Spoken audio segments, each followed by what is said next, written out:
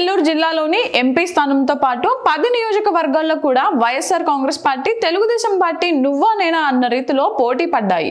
ముఖ్యంగా నెల్లూరు పార్లమెంట్ స్థానానికి తెలుగుదేశం పార్టీ తరపున ప్రముఖ పారిశ్రామికవేత్త, మాజీ రాజ్యసభ సభ్యులు వేమిరెడ్డి ప్రభాకర్ రెడ్డి పోటీ చేస్తున్నారు. వైఎస్ఆర్ కాంగ్రెస్ పార్టీ తరపున మరో రాజ్యసభ సభ్యులు, వైఎస్ఆర్ కాంగ్రెస్ పార్టీలో అత్యంత కీలకమైన వ్యక్తి విజయసాయిరెడ్డి పోటీ పడుతున్నారు.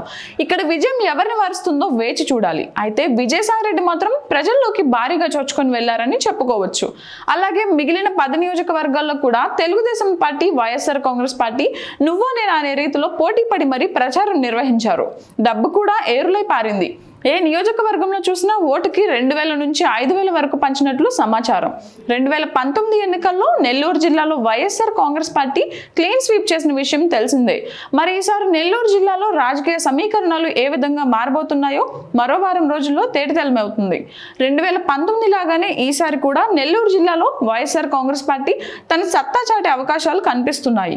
ఉమ్మడి నెల్లూరు జిల్లాలోని ఎంపీ స్థానంతో పాటు 10 నియోజకవర్గాల్లోని తాజా పరిస్థితి ఏ విధంగా ఉంటుందో నెల్లూరు జిల్లా నుండి మా ప్రతినిధి శ్రీనివాస్ రెడ్డి మరింత సమాచారం అందిస్తారు. రాష్ట్ర వ్యాప్తంగా ఎంతో ఉత్కంఠభరితంగా సాగిన సాధారణ ఎన్నికలు ఇటుకేలకు ముగిశాయి. రేపు నెల 4వ తేదీ రిజల్ట్ రాబోతుంది. ఎవరెవరి భవిష్యత్తు ఏమిటో బయటపడబోతుంది. అందులో భాగంగా మనం ఇప్పుడు నెల్లూరు జిల్లాలోని తాజా పరిస్థితి గురించి చర్చించుకుందాము.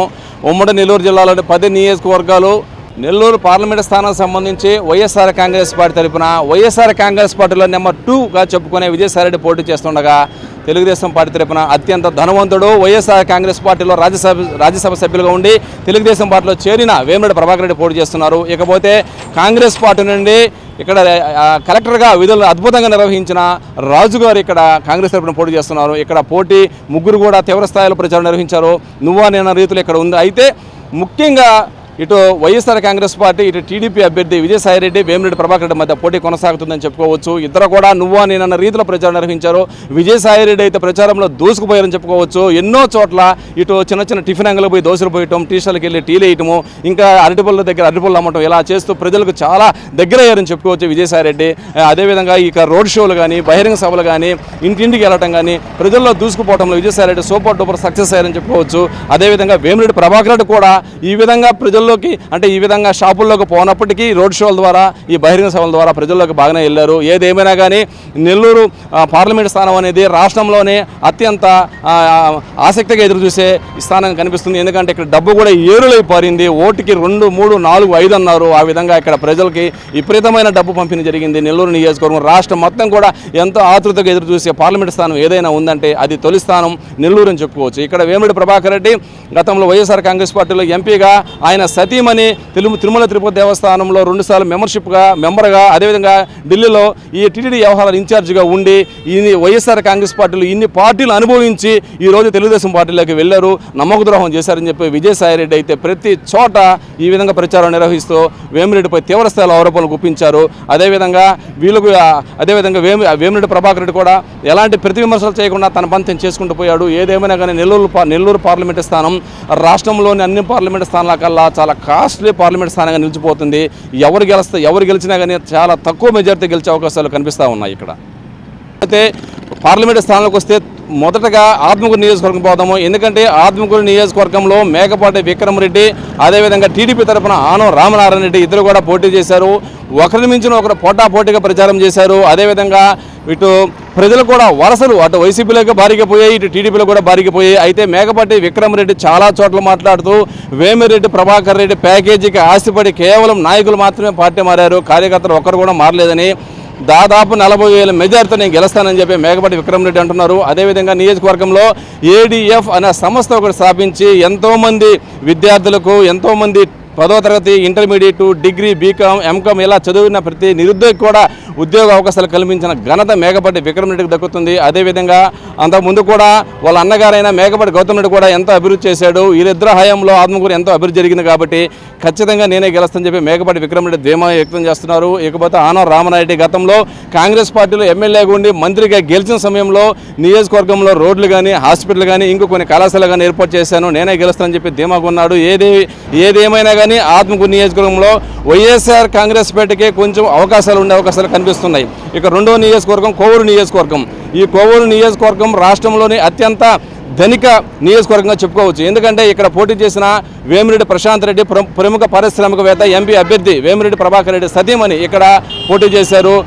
భారీ నుంచి అతి భారీ స్థాయిలో వరుసలు కొనసాగాయి. ఇక్కడ డబ్బులు కూడా ప్రతి చోట 2,000, 3,000 పంచదు, ఇక్కడ 10,000 పంచాలని కూడా ప్రచారం జరుగుతూ ఉంది. కాబట్టి ఇక్కడ ఎవరు గెలిచినా కానీ అతి తక్కువ మెజార్టీ గెలిచే అవకాశాలు ఉన్నాయి. అయితే ఈ నియోజకవర్గంలో టీడీపీ మేమే గెలుస్తాము అంటే వైసీపీ ఖచ్చితంగా 6 సార్లు ఎమ్మెల్యేకి గెలిచిన నల్లపరెడ్డి ప్రసన్న కుమార్ రెడ్డి ఇక్కడ విజయం సాధిస్తారని చెప్తుంది. ఇక్కడ మాత్రం టైట్ ఫైట్ నడుస్తుంది. ఎవరు గెలిచినా 5,000 నుంచి 10,000 మెజార్టీ గెలిచే అవకాశాలు కనిపిస్తున్నాయి. ఇక నెల్లూరు టౌన్కి తీసుకుంటే ఇక్కడ ప్రముఖ విద్యావేత్త నారాయణ సంస్థల అధినేత నారాయణ పోటీ చేశారు. ఇక వైఎస్ఆర్ కాంగ్రెస్ పార్టీ నుండి ఒక సామాన్యుడైన ఖలీల్ పోటీ చేశాడు. ఇక్కడ కూడా మంచి టైట్ ఫైట్ అని చెప్పుకోవచ్చు. అయితే ఇక్కడ సామాజిక వర్గంగా తీసుకుంటే ముస్లిమ్స్ దాదాపు 60 నుంచి 70 వేల మంది నెల్లూరు టౌన్లో ఉన్నారు. కాబట్టి ఈ ఓట్లు ఎవరికి పడ్డాయని ఒక అయోమయంలో ఉన్నారు. ఈ ఓట్లన్నీ కానీ ఇటు వైఎస్ఆర్ కాంగ్రెస్ కానీ పడి ఉంటే ఖలీల్ అద్భుతమైన మెజార్టీ గెలిచే అవకాశాలు ఉన్నాయి. బలాబలగాలు చూసుకుంటే మాత్రము ఖలీల్ సౌమ్యుడైనా కానీ ప్రతి ఒక్కరితో కలిపిపోయే మనిషి అని చెప్పి ప్రచారం జరుగుతుంది. అదేవిధంగా ఎమ్మెల్సీ చంద్రశేఖర్ రెడ్డి అంటే జిల్లా అధ్యక్షులు కూడా ఆయన పదే మాట్లాడుతూ నారాయణకి ఓటు వేయొద్దు, నారాయణ గెలిచినా ఓడినా మళ్ళీ హైదరాబాదు అమెరికా పోతాడు, అందుబాటులో ఉన్నాడని చెప్పి తీవ్రస్థాయిలో ప్రచారం చేశారు. ఆయన కొడుకు కూడా ప్రచారం చేశాడు. దీంతో ప్రజల్లో ఒక ఆలోచన వచ్చే విధంగా ఇక్కడ ఎమ్మెల్సీ చంద్రశేఖర్ రెడ్డి కానీ ఆయన కుమారుడు కానీ ప్రచారంలో మునిగిపోయారు. నారాయణకు ఓటేస్తే నారాయణ అందుబాటులో ఉండడు, ఆలోచించండి, ఓటేయండి అని చెప్పిన ఈ యొక్క విషయం ఏదైతే ఉందో, ఈ స్పందన అయితే ఉందో ఇది ప్రజల్లోకి దూసుకుపోయిందని చెప్పుకోవచ్చు. ఏది ఏమైనా కానీ ఇక్కడ టౌన్లో మాత్రము ఖలీల్ అంటే ఇక్కడ ముస్లిమ్స్ ఓటింగ్ పరంగా తీసుకుంటే 60 నుంచి 70 వేల ముస్లిమ్స్ ఓటింగ్ ఉంది. అదేవిధంగా పార్టీ ఓటింగ్ ఉంది. ఇకపోతే అన్ని సమీకరణాలు చూసుకుంటే ఇక్కడ ఖలీల్ కొంచెం గెలిచే అవకాశాలు కనిపిస్తున్నాయి. ఇక రూరల్ నియోజకవర్గానికి వస్తే ఇక్కడ గత 2 సార్లు వైఎస్ఆర్ కాంగ్రెస్ పార్టీ గెలిచిన కోటమిరెడ్డి శ్రీధర్ రెడ్డి ఇటు ఎంపీగా పనిచేసి ఎమ్మెల్యేగా పనిచేసి ఎంపీగా మంత్రిగా పనిచేసిన ఆదల ప్రభాకర్ రెడ్డి పోటీ చేశారు. ఇక్కడ కూడా ఒక టైట్ ఫైట్ నడుస్తూ ఉంది. అయితే శ్రీధర్ రెడ్డి గెలిస్తే గతంలో కొన్ని అంటే మీడియాని దూషించడం కానీ లేకపోతే ఇంకొన్ని విషయాల్లో కానీ మళ్ళీ అలా పునరావృతం అవుతాయి. కాబట్టి ఆలోచించి ఓటేయండి అని చెప్పి ఆదాల ప్రభాకర్ రెడ్డి అండ్ టీం విస్తృతంగా ప్రచారం చేశారు. సోషల్ మీడియాలో కూడా దీనిపైన తీవ్ర స్థాయిలో ప్రచారం జరిగింది. ఏదేమైనా కానీ నెల్లూరు రూరల్ నియోజకవర్గంలో మంచి టైట్ ఫైట్ నడుస్తుందని చెప్పుకోవచ్చు. ఇకపోతే ఉదయగిరి నియోజకవర్గంలో మేకపాటి రాజగోపాల్ రెడ్డి, ఉదయగిరి నియోజకవర్గం అంటే మేకపాటి అడ్డా అనే ఒక ప్రచారం కూడా కొనసాగుతూ ఉంది. ఇక్కడ ఉదయగిరి నియోజకవర్గం అంటే మేకపాటి రాజగోపాల్ రెడ్డి అంటే మేకపాటి రాజమోహన్ రెడ్డి ఎంపీ, ఆయన తమ్ముడు ఇక్కడ రాజగోపాల్ రెడ్డి పోటీ చేశాడు, ఫస్ట్ టైం పోటీ చేస్తున్నాడు. అయితే ఈ ఉదయగిరి నియోజకవర్గంలో గత 6 సార్లుగా మేకపాటి కుటుంబం గెలిచింది కాబట్టి వాళ్ళకే విజయావకాశాలు కనిపిస్తున్నాయి. దానికి తోడు తెలుగుదేశం పార్టీ తరఫున పోటీ చేసిన కాకల సురేష్ ఎన్ఆర్ఐ క్యాండిడేట్ కావడంతో అతను గెలిచినా ఓడినా మళ్ళీ అమెరికాకి వెళ్ళిపోతారని చెప్పి ప్రచారం జరుగుతూ ఉంది. పైగా ప్రజలతో కలిసిపోవడంలో అతను పెద్దగా స్పందన కనిపించలేదు, ప్రజలకు సరైన దగ్గర కావడం లేదని చెప్పి ఒక ప్రచారం కూడా జరుగుతుంది. దానికి తోడు తెలుగుదేశం పార్టీ మాజీ ఎమ్మెల్యే సీనియర్ నాయకులు బొల్లినేని రామారావు కూడా ప్రెస్ మీట్ పెట్టి కాకల సురేష్ వైఖరి సరిగా లేదని, అతని ప్రవర్తన సరిగా లేదని, పెద్దవాళ్ళని గౌరవించడం లేదని అతను కూడా ఆ యొక్క ప్రెస్ మీట్ పెట్టడం వల్ల కాకల సురేష్కి పెద్ద ఎదురు దెబ్బ తగిలిందని చెప్పుకోవచ్చు. ఇకపోతే సీనియర్లంతా అసంతృప్తులు అంటే ఒంటేరు వేణుగోపాల్ రెడ్డి కావచ్చు, అదేవిధంగా మేకపాటి చంద్రశేఖర్ రెడ్డి కావచ్చు, చెంచులబాబు యాదవ్ కావచ్చు, ఇటు బొల్లినేని రామారావు కావచ్చు, ఇంకొంతమంది సీనియర్లు అందరూ కూడా అసంతృప్తితో ఉన్నారు అని చెప్పి సాక్షాత్తు బొల్లినేని రామారావు ప్రెస్ మీట్ పెట్టి కాకల సురేష్పై తీవ్రస్థాయిలో ఆగ్రహం వ్యక్తం చేశారు. దీంతో కాకల సురేష్కు పెద్ద ఎదురు దెబ్బ తగలద్దని చెప్పి ప్రచారం జరుగుతుంది. ఉదయగిరి నియోజకవర్గంలో మేకపాటి రాజగోపాల్ రెడ్డి, ఆయన తనయుడు మేకపాటి అభినవ్ రెడ్డి తీవ్రస్థాయిలో ప్రచారం చేశారు. అదేవిధంగా చాలామంది ప్రచారంలో కూడా చాలా మంచి స్పందన కనిపించింది. ఏదేమైనా ఉదయగిరిలో వైఎస్ఆర్ కాంగ్రెస్ పార్టీ గెలిచే అవకాశాలు ఖచ్చితంగా కనిపిస్తూ ఉన్నాయి. ఇకపోతే కావలి నియోజకవర్గం, ఇక్కడ కావలి నియోజకవర్గంలో 1-2 సార్లు గెలిచిన ఎమ్మెల్యే రామిరెడ్డి ప్రతాప్ కుమారుడిపై తీవ్ర స్థాయిలో ఆరోపణలు ఉన్నాయి. మట్టి అమ్ముకున్నాడని, గ్రావెల్ అమ్ముకున్నాడని, లేఅవుట్ల దగ్గర కమిషన్లు తీసుకున్నాడని, ఒక బిల్డింగ్ కడుతుంటే లంచం తీసుకున్నాడని చెప్పి ఈ విధంగా కావ్య కృష్ణారెడ్డి తీవ్ర స్థాయిలో ఆరోపణలు గుప్పించారు. సోషల్ మీడియాలో కూడా ఎమ్మెల్యేపై తీవ్ర స్థాయిలో ప్రచారం కొనసాగింది. అదేవిధంగా కావ్య కృష్ణారెడ్డి కూడా కొన్ని ఆరోపణలు ఉన్నాయి. ఏదేమైనా కానీ కావలి నియోజకవర్గంలో కొంచెం కావ్య కృష్ణారెడ్డి గెలిచే అవకాశాలు కనిపిస్తూ ఉన్నాయి. ఇకపోతే వెంకటగిరి నియోజకవర్గంలో ఇటు దివంగత నేత ముఖ్యమంత్రి నేదురుమల్లి జనార్దన్ రెడ్డి కుమారుడు నేదురుమల్లి రామ్కుమార్ రెడ్డి వైఎస్ఆర్ కాంగ్రెస్ పార్టీ తరఫున పోటీ చేస్తున్నారు. ఇకపోతే తెలుగుదేశం పార్టీ తరఫున ముందు కురుగుళ్ళ రామకృష్ణ కూతురు పేరు ప్రకటించారు. చాలా రోజులు ప్రచారం కూడా చేశారు. అయితే సడన్గా ఏమైందో ఏమో కానీ ఆమె కాదని చెప్పి మళ్ళీ సీనియర్ నాయకుడు మాజీ ఎమ్మెల్యే కురుగుళ్ళ రామకృష్ణ పేరు ప్రకటించారు. ఇక్కడ కూడా మంచి టైట్ ఫైట్ నడుస్తూ ఉంది.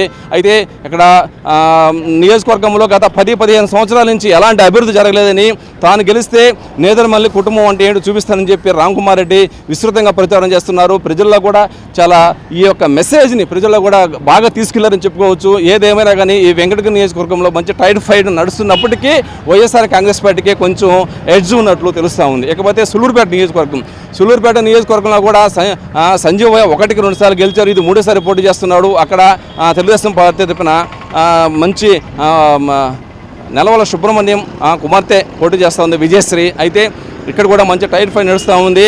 ఇటు వైఎస్ఆర్ కాంగ్రెస్ పార్టీలో కుమ్ములాటల వల్ల తెలుగుదేశం పార్టీకి ఏమన్నా లాభం వస్తుందా, లేకపోతే తొలిసారి అక్కడ మహిళ పోటీ చేస్తుంది కాబట్టి వైఎస్ఆర్ కాంగ్రెస్ గట్టెక్కుతుంది అనేది మాత్రం చూడాలి. ఏదేమైనా సులూరుపేట నియోజకవర్గంలో మాత్రం ఒక మంచి టైట్ ఫైట్ నడుస్తూ ఉంది. ఇద్దరికి గెలిచే అవకాశాలు ఉన్నాయి. ఈ విజయం కోసం మనం 4వ తేదీ దాకా వేచి చూడాలి. అదేవిధంగా గూడూరు నియోజకవర్గంలో గతంలో వైఎస్ఆర్ కాంగ్రెస్ పార్టీలో గెలిచి తెలుగుదేశం పార్టీలోకి వెళ్ళిన పాసిం సునీల్ కుమార్, అదేవిధంగా మొదటి నుండి వైఎస్ఆర్ కాంగ్రెస్ పార్టీని నమ్ముకుని చిన్న స్థాయి నుండి పై స్థాయి దాకా ఎదిగిన రామ్ కుమార్ ఎదిగిన మేరుగ మురళీధర్ ఇక్కడ పోటీ చేస్తున్నారు. అయితే ఇక్కడ కూడా ఒక మంచి టైట్ ఫైట్ నడుస్తూ ఉంది. అయితే ఇక్కడ మేరుగ మురళీధర్కి అనుకూలంగా గూడూరు నియోజకవర్గంలో పెద్ద నాయకులు, పెద్ద సామాజిక వర్గానికి చెందిన వారంతా ప్రచారం చేస్తూ ఇక్కడ మేరుగ మురళీధర్ గురించి ప్రజలకు విస్తృతంగా తీసుకెళ్తున్నారు.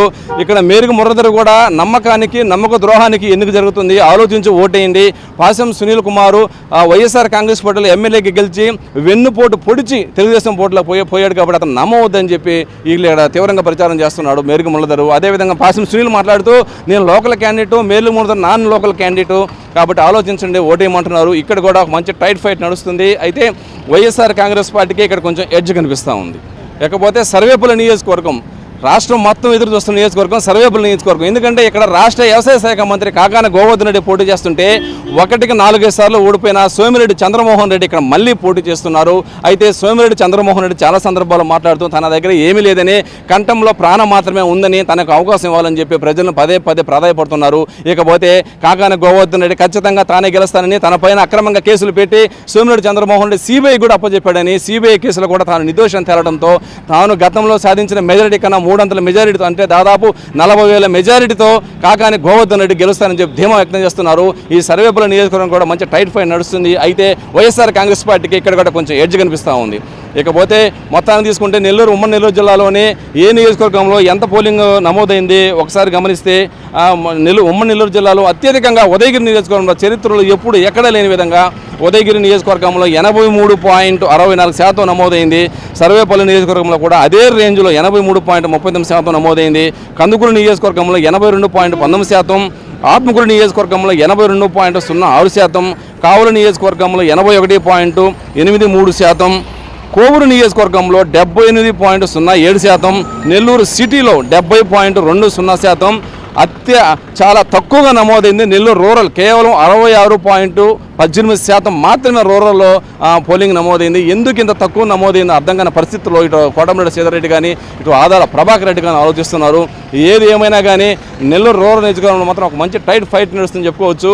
మొత్తం మీద రాష్ట్రం మొత్తం పరంగా చూస్తే మాత్రము ఈ ప్రస్తుతానికి ఈ దేశంలో ఎక్కడ కూడా నమోదు కానంత పోలింగ్ శాతం మన ఆంధ్రాలో నమోదైందని చెప్పి ఎన్నికల అధికారులు కూడా చెప్తున్నారు. మరి ఇంత అధిక శాతం ఓటింగ్ ఎందుకు నమోదైంది అనేది ప్రజలు అంతా చర్చించుకుంటున్నారు.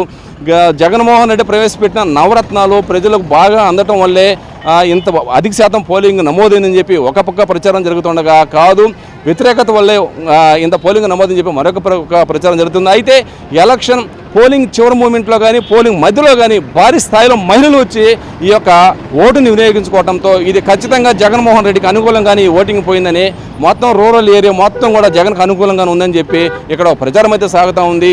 ఏది ఏమైనా